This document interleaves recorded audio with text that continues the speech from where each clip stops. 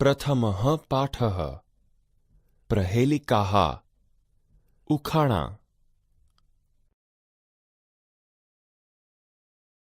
વિદ્યાર્થી મિત્રો, ઉખાણા માટે સંસ્કૃત ભાષામાં પ્રહેલિકાः શબ્દનો ઉપયોગ થાય છે. જે આનંદ સાથે જ્ઞાન આપે તેને પ્રહેલિકાः કહેવાય છે. આપણે પ્રથમઃ પાઠઃ પ્રહેલિકાः ઉખાણાનું આરોહ અવરોહ સાથે ગાન કરીશું.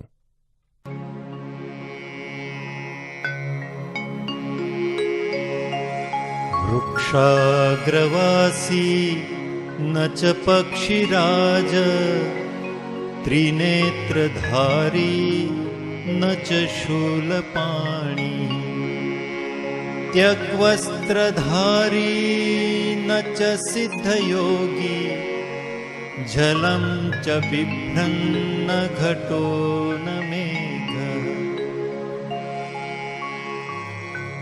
નર નારી સમુત્પન્ના સા સ્ત્રી દેહ વિવર્જિતા અમુખી કુરુતે શબ્દમ જાત માત્રા વિનશ્યતિ.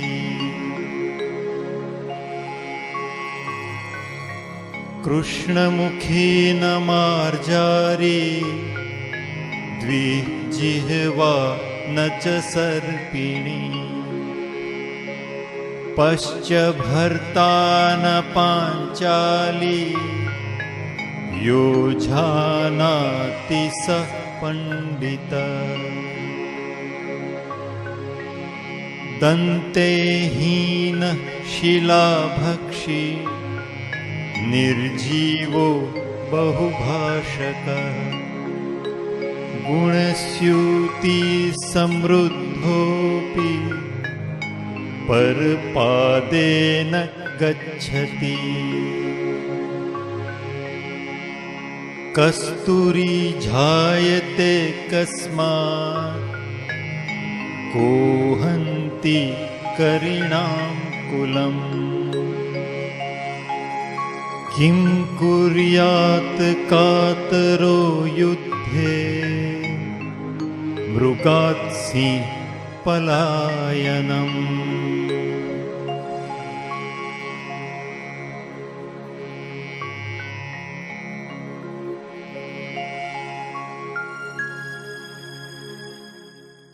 વિદ્યાર્થી મિત્રો, આપણે પ્રથમઃ પાઠઃ પ્રહેલિકાः ઉખાણાનું સ્પષ્ટ ઉચ્ચારણ સાથે શ્રવણ અને પઠન કરીએ તથા તેનો ભાવાર્થ સમજીએ. 1. વૃક્ષાગ્રવાસી ન ચ પક્ષિરાજઃ ત્રિનેત્રધારી ન ચ શૂલ્યપાણિઃ ત્વગ્વસ્ત્રધારી ન ચ સિદ્ધયોગી જલમ ચ બિભ્રન્ન ઘટો ન મેઘઃ. ભાવાર્થ: તે ઝાડની ટોચ પર રહે છે, પણ પક્ષીઓનો રાજા ગરુડ નથી. 3 આંખોવાળો છે, પણ તે ત્રિશૂલ ધારણ કરનાર ભગવાન શંકર નથી. ચર્મનું વસ્ત્ર ધારણ કરે છે, પણ તે સિદ્ધિઓ પ્રાપ્ત કરેલો યોગી નથી. પાણી ધારણ કરે છે, પણ તે ઘડો નથી કે વાદળ નથી. કહો, તે કોણ? ઉત્તર: નારિકેલમ એટલે નાળિયેર. વિદ્યાર્થી મિત્રો, નાળિયેર ઝાડની ટોચ પર હોય છે.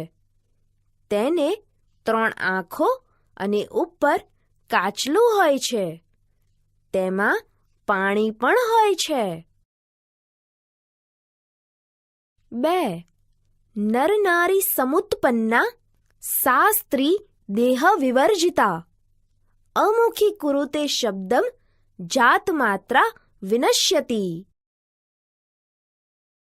ભાવાર્થ: તે સ્ત્રી નર અને નારીથી જન્મેલી છે, છતાં શરીર વગરની છે. મોં વિનાની હોવા છતાં તે અવાજ કરે છે અને જન્મતાની સાથે જ નષ્ટ થઈ જાય છે. કહો, તે કોણ? ઉત્તર: છોટિકા એટલે ચપટી. વિદ્યાર્થી મિત્રો, આપણો અંગૂઠો નર અને વચલી આંગળી નારી, એ બંને વચ્ચે ચપટીનો જન્મ થાય છે. તેને શરીર જ હોતું નથી. વળી મુખ ન હોવા છતાં તે અવાજ કરે છે અને જન્મતાની સાથે જ તે નષ્ટ થઈ જાય છે. 3. કૃષ્ણમુખી ન માર્જારી, દ્વિજિહ્વા ન ચ સર્પિણી, પંચભર્ત્રી ન પાંચાલી, યો જાનાતિ સહ પંડિતઃ. ભાવાર્થ: તે કાળા મુખવાળી છે પણ બિલાડી નથી, અને 2 જીભવાળી છે પણ સાંપણ નથી. તે 5 પતિઓવાળી છે પણ દ્રૌપદી નથી. તેને જે જાણે છે તે પંડિત છે. ઉત્તર: લેખની એટલે કલમ, શાહીવાળી પેન. વિદ્યાર્થી મિત્રો, કલમનું મુખ શાહીવાળું થવાથી કાળું હોય છે. કલમની ટાંકનો આગળનો ભાગ કપાયેલો હોય છે અને કલમને પકડનારા 5 આંગળાને તેના 5 પતિઓ સાથે સરખાવેલ છે. 4. દંતૈર્હિનઃ શિલાભક્ષી, નિર્જીવો બહુભાષકઃ, ગુણસ્યુતિ સમૃદ્ધોપી, પરપાદેન ગચ્છતિ. ભાવાર્થ: જે દાંત વિનાનો હોવા છતાં પથ્થરો ખાય છે, જે જીવ વગરનો હોવા છતાં બહુ બોલ બોલ કરે છે, જે દોરીથી વીંટળાયેલું છે અને બીજાના પગ વડે ચાલે છે. કહો, તે કોણ? ઉત્તર: પાદરક્ષકઃ એટલે જોડો કે બૂટ. વિદ્યાર્થી મિત્રો, બૂટને દાંત નથી હોતા, તો પણ કાંકરાને ચગદી નાખે છે. બૂટમાં જીવ હોતો નથી, છતાં તે બહુ અવાજ કરે છે. તે દોરીથી વીંટળાયેલો હોય છે અને તે માણસના પગે ચાલે છે. 5. કસ્તુરી જાયતે કસ્માત, કો હંતિ કરિણામકુલમ, કિમ કુર્યાત કાતરો યુદ્ધે, મૃગાત સિંહઃ પલાયનમ. ભાવાર્થ: કસ્તુરી શેમાંથી ઉત્પન્ન થાય છે? કોણ હાથીઓના ટોળાને મારી નાખે છે? કાયર માણસ યુદ્ધમાં શું કરે? હરણમાંથી, સિંહ, પલાયન. ઉત્તર: મૃગાત. કસ્તુરી મૃગાત જાયતે. કસ્તુરી હરણમાંથી ઉત્પન્ન થાય છે. સિંહઃ. સિંહઃ હંતિ કરિણામકુલમ. સિંહ હાથીઓના ટોળાને મારી નાખે છે. પલાયનમ. કાતરો યુદ્ધે પલાયનમ કુર્યાત. કાયર યુદ્ધમાં પલાયન કરે છે. વિદ્યાર્થી મિત્રો, આ પ્રહેલિકા અંતરાલાપનું ઉદાહરણ છે. અહીં 3 પ્રશ્નો પૂછવામાં આવ્યા છે. ત્રણેય પ્રશ્નોના જવાબ પણ આ શ્લોકના જ 4થા ચરણમાં ક્રમશઃ આપવામાં આવેલ છે. આવી પ્રહેલિકાને અંતરાલાપ કહે છે. અહીં પૂછાયેલા 3 પ્રશ્નો આ મુજબ છે. 1. કસ્તુરી શેમાંથી ઉત્પન્ન થાય છે? 2.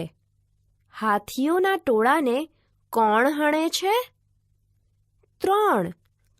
કાયર યુદ્ધમાં શું કરે છે?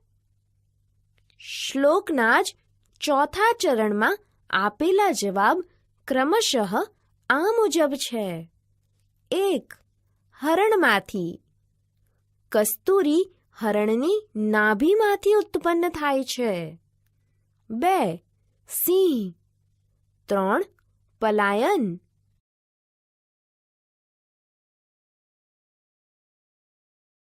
આગળના તાસ પર